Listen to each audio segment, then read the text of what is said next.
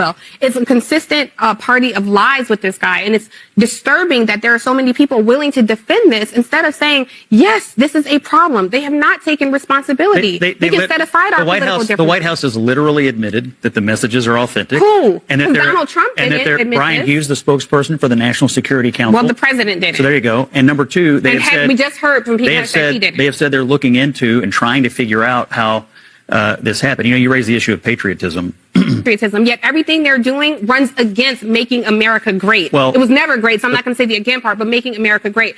You're trying to defend the indefensible. I absolutely feel that way. I absolutely feel that way. And I think if you had the history that my people had in this country, that you might have a modicum of understanding and respect for that. America was never great for me. I think when we talk later about why the Democratic Party. All right, let's talk about this moment that's been making waves online. So, Scott Jennings. Yeah, that's Scott basically dismantled Tiffany Cross's entire argument about oppression and patriotism without even breaking a sweat. I mean, it wasn't even a debate. It was a light jog for Jennings. He didn't need flash. He didn't need fire. Just facts and a calm demeanor, and boom. Her whole narrative kinda unraveled in real time. Now, look. Tiffany Cross has made a brand out of pushing this idea that if you're critical of America, you're automatically speaking truth to power. And sure, criticism is healthy, but when it becomes this exaggerated performance of oppression, especially when it's paired with this blanket disdain for patriotism, it starts to feel more like a political costume than a legitimate grievance. As a patriot, Scott, I find it really troubling because they ran on this whole idea of this pseudo-patriotism, this regressive masculine patriotism, yet everything they're doing runs against making America great. Well, it was never great, so I'm not going to say the again part, but making America great. You're trying to defend the indefensible. I absolutely feel that way. I absolutely feel that way. And I think if you had the history that my people had in this country, that you might have a modicum of understanding and respect for that. America was never great for me. I think when we talk later about why the Democratic Party is so unpopular, I'm not here to represent the Democrats. I'm here representing me, and I think it is a common understanding that America may have been great for you. It was not great for me. I think there are people who want her to fulfill that promise. But the point of this discussion right now is the national security of this country, which your party put at risk. I'm not a member of the Democratic Party. I'm not here to represent them. But for me as a journalist, I'm telling you, this was a huge problem. So instead of attacking Jeffrey Goldberg, what they could do is act like men and own this mistake, since they ran on this regressive masculinity campaign, act like men and say, you know what, we failed. But instead what you heard was this president yet again lie and say, oh, I don't know anything about it. Soon enough it's going to be, I don't know this Hexef guy that well. It's a consistent party of lies with this guy, and it's disturbing that there are so many people willing to defend this instead of saying, yes, this is a problem. They have not taken responsibility. They can set aside our political differences. The White House has literally admitted that the messages are authentic. Who? And that Donald Trump didn't admit this. Brian Hughes, the spokesperson for the National Security Council. Well, the president did it. So there you go. And number two, we just heard from people that said he did it. They have said they're looking into and trying to figure out how this happened. You know, you raise the issue of patriotism. Now, I recently sat through one of Tiffany's rants, and yes, I say rant because calling it commentary would be disrespectful to words, thoughts, and the concept of coherence.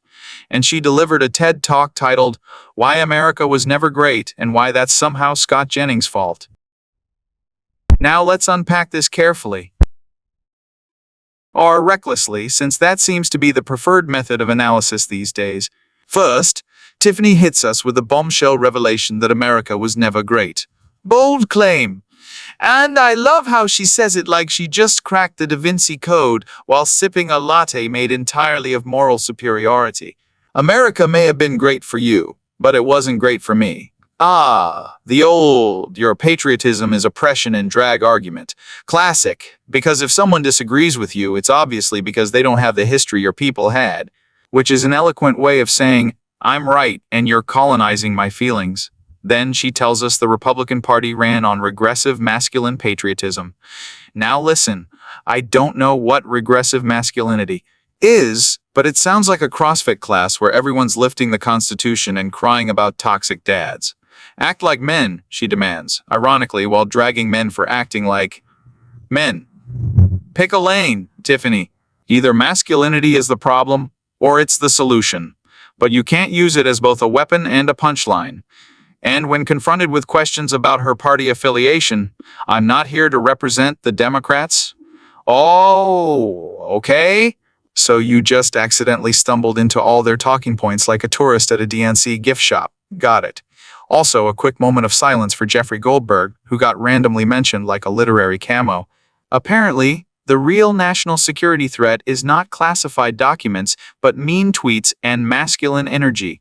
Tiffany Cross is the human embodiment of a Twitter thread with no paragraph breaks. She's not here to inform, she's here to perform. And perform she does, like Shakespeare in a canned Zoom meeting. God bless her for saying the quiet part loud and the loud part unintelligibly. America may not have been perfect, but at least it gave us free speech, which is how we all got to hear Tiffany Cross say things like that with a straight face. A miracle, really. I think the Patriotic Act was what the president did in ordering the strikes in the first place. Go back in time. It was Biden who took the Houthis off the terrorist list and let this problem fester for 4 years. The only reason this situation occurs today is because they've been harassing ships, harassing our Navy, and finally Trump shows up, redesignates them, goes to war. The ships are still not using the Red Sea, though. Goes to war. The ships have not returned to the Red Sea.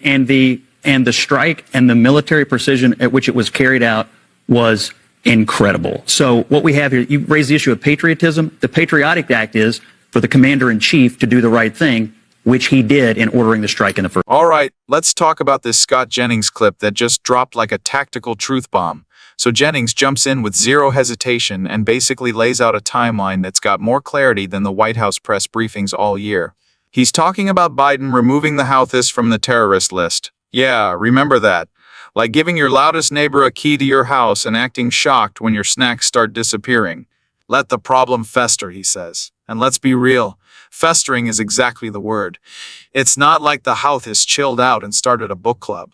They harassed ships, our Navy, created chaos in the Red Sea. And all the while, the Biden admin was out here holding press conferences like it was just a mild case of international acne. Then Jennings brings the hammer. Trump returns, redesignates the Houthis, orders the strike, and boom, military precision, McDrop. And the key phrase, the Patriotic Act, was what the president did. Not some piece of paper, not a hashtag. Real leadership, not symbolic, strategic, measured, effective. Now, whether you love Trump or you can't stand the sight of his tie, you've got to admit, this wasn't some random flex. This was a calculated move after years of foreign policy. Jennings is pointing out that patriotism isn't just flag waving and singing the national anthem. It's about actually defending the country when it's under threat. And Trump did that. When diplomacy gets you 4 years of headaches and ships getting harassed, maybe a precision strike isn't warmongering. Maybe it's finally drawing a line. Patriotism isn't about feeling good. It's about doing good when it counts. And according to Jennings, Trump did exactly that. What do y'all think? Was this pure strategy or political theater? Drop your thoughts in the comments and hit that like button if you're tired of leadership by indecision. Go on. We're talking about the Alien Enemies Act here. We're talking about using this wartime powers to attract what they call gang members. But there is still a human rights issue. And the way that these people are treated is completely inhumane. And the fact of the matter is, if these were white babies being stripped from their families, if these were white men with families, there would be a whole different level of humanity extended to them. And I don't see that happening. The way these people are treated is absolutely criminal. Yeah. Scott, very quickly. I mean, obviously, there's a huge dispute between the executive branch and the judiciary over who's got what authority to do what here. I think the Trump administration has an argument to make. It's not going to be sorted out at the district or even Court of Appeals level. At some juncture, because it is a serious separation of powers issue, the Supreme Court has to step in. By the way, you invoked the word inhumane. I would just point out that I don't think Jessica Nungare or Lake and Riley or any other victims of some of these illegal immigrants and gang members, they weren't treated very humanely. And I think what Trump is responding to is an outcry from the American people to solve this issue, to get the criminals out. And that's what they're doing. That's what they believe their mandate is to do. And I think there are legal arguments to be made, but you cannot deny that the American people are giving them the benefit of the doubt when it comes to exiting from the country these animals. Tiffany Cross, our nation's favorite substitute teacher for moral outrage, 101. She's back, folks, and this time she's discovered that the real crisis isn't the border, it's the vibe at the border.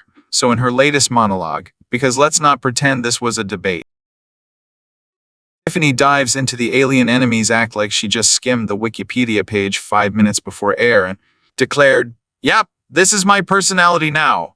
She tells us that using wartime powers in immigration is inhumane, and that if the people at the border were white babies instead of, well, non-white not babies, the response would be totally different. Now, let me just say, Tiffany Cross dropping phrase white babies into a conversation about national security is the kind of energy you only get from someone who thinks policy should be based on Instagram infographics and spoken word poetry. The way these people are treated is absolutely criminal. No joke, she repeated that twice, like saying it louder makes it truer. Meanwhile, Scott Jennings is over there calmly citing legal precedent, separation of powers, and gasp, the Supreme Court, and Tiffany's acting like he just kicked her favorite protest sign. Then she shifts gears and with zero irony gets mad that illegal immigrants accused of crimes are facing legal consequences. Because apparently, if you're not a US citizen, due process should come with a spa treatment and a handwritten apology from the founding fathers.